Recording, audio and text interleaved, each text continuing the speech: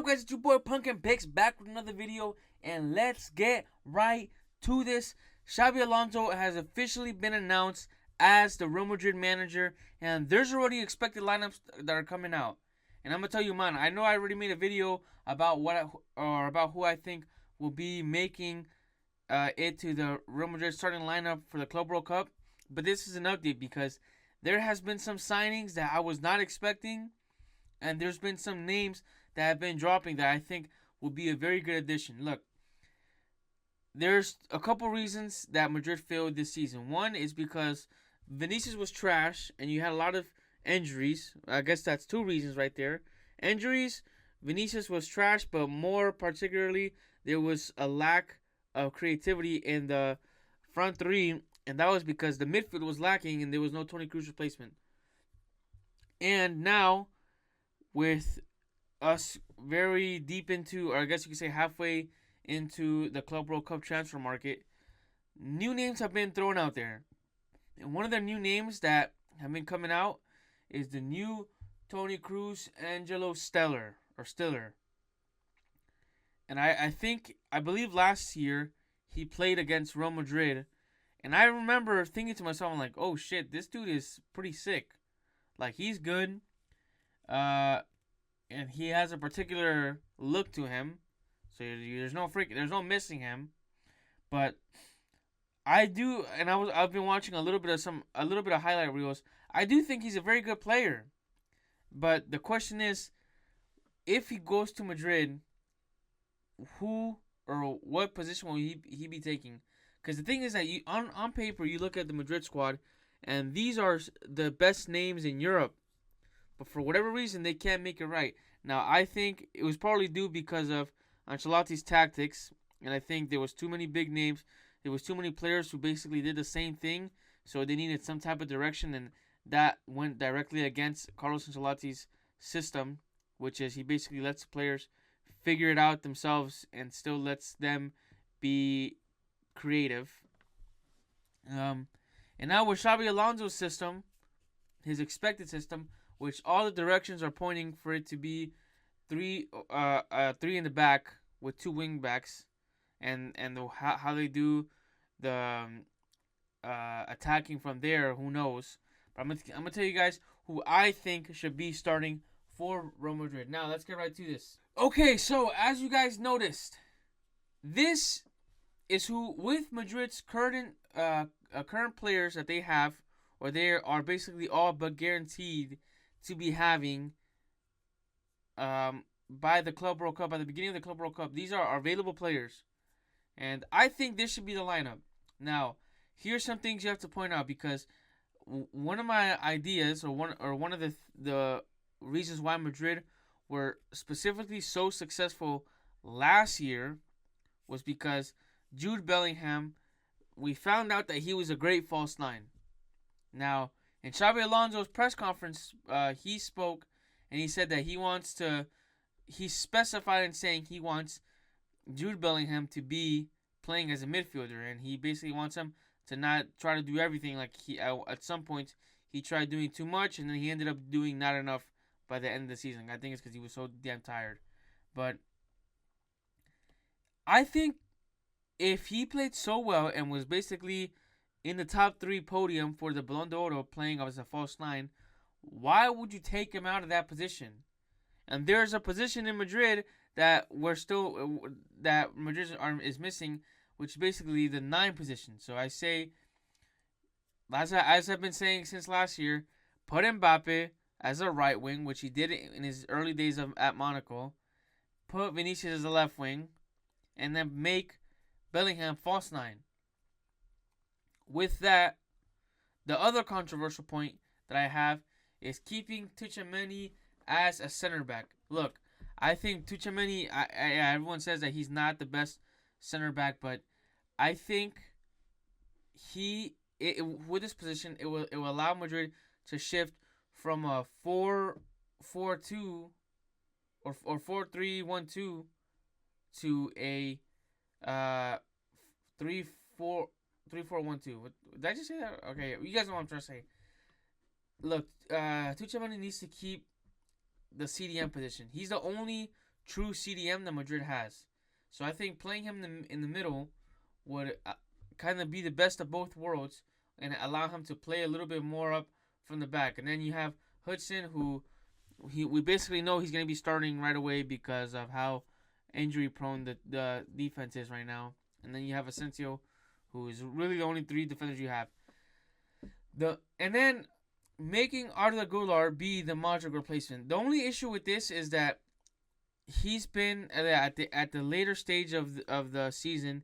He started playing in this, or I would say he started taking more of the creative role in the Madrid squad. But I think near the end of the season, or there were some specific games. I think it was when Madrid were they were playing a 9-man. Was it Valencia? There was one team. I forget which team. Mallorca, I think it was. There was one team that Madrid played in their last season, in the last game of the season. Real Sociedad.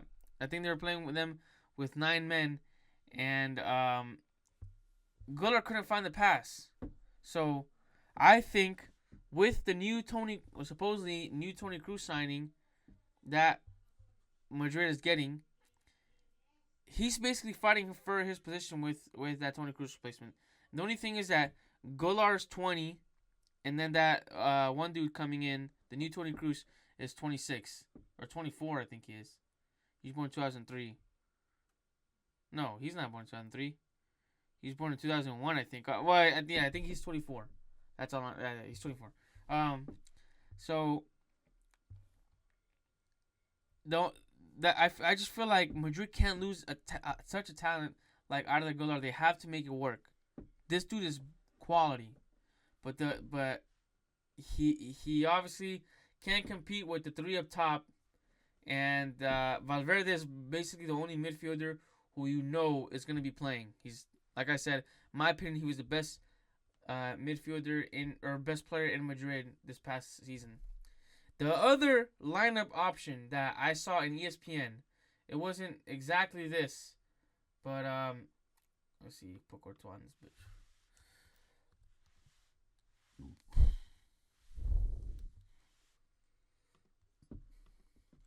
The other lineup option was making Carvajal be as a center back and be part of the three in the back, keeping Tchouaméni in the midfielder, and then you have Trent here. Listen, I think Carvajal is a great player, and he's a great defensive player.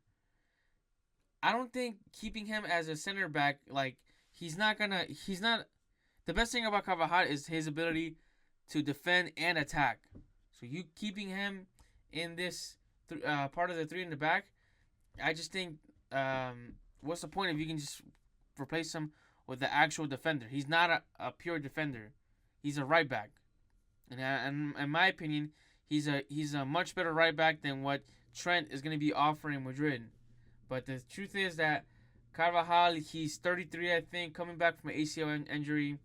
Trent, as a new shiny tool that Madrid's going to get, most likely Trent's going to start. But and then you have Tchouaméni here. With the other issue with this lineup is that this is basically the same lineup that Madrid, or the same midfielder that Madrid were using this past year that wasn't working. And I know there's a new coach and all that, and Trent might offer more passing ability, but I stand true to the fact that Tchouaméni has to play in the center back position, and then go up to midfielder. And then if it's not Arda Güler, it should be Angelo, whatever your name is. Angelo Stiller from Stuttgart, whatever it is. So I think this should be the lineup for Madrid. And I think Madrid, they do need... And look, now that Modric is gone, I think this signing is guaranteed, in my opinion. Like, Modric is gone. They already had a midfield crisis. And now you're going to lose arguably your most creative midfielder. And then they're talking about Dani Ceballos should be leaving already. Listen, I think that, Dani Ceballos, arguably he had his greatest year in Real Madrid. But Dani Ceballos isn't should never be a Real Madrid starter. Like, he's not that good. And the worst part about him playing this season is that I think he was a good temporary position filler for that role, but he has no goal threat. I think he scored less than 5 goals for Madrid his whole entire time that he's been in there. Like, he does not score goals. The good thing about Toni Kroos is that not only was he really creative, but you had to be careful with his shots. I just see, I just think Toni Kroos was everything that you would want a midfielder to be. And on top of that, he was one of the greatest. He was an excellent striker of the ball. There's few players who I think had the precision in his striking. I mean, he basically trademarked that shot from the deep angle and then right to the lower left or right hand side. Like, this dude, he was literally sniping goals at one part of his career. So I don't think Dani Ceballos should be playing. I think Arda Güler, he has a little bit more offensive qualities, not as much defensive qualities, but he does have a good shot. So obviously none of those players are Toni Kroos, and I think Toni Kroos kind of grew into his role as he was there. So you can't really. I mean, there was at one point, I think a couple of seasons ago, where everyone was saying that he's just washed, but he came back. I think he found his. He kind of became an expert in his specific role for Madrid, and then you saw what happened in 2023 or 2024. But and I think he had his greatest year at Madrid. Really, it was last year. So I think Stellar can be that replacement, and Madrid should sign him. Madrid will sign him, and now it's either Madrid, it's either Stellar or Arda Güler. Who is it going to be? Anyways, guys, comment what you think. Follow me on TikTok. Subscribe to my YouTube channel. I'm going to come out with some banger videos in my TikTok soon. So watch out for that. And my shorts. Yeah, YouTube shorts. Anyways. Pumpkin Pigs out!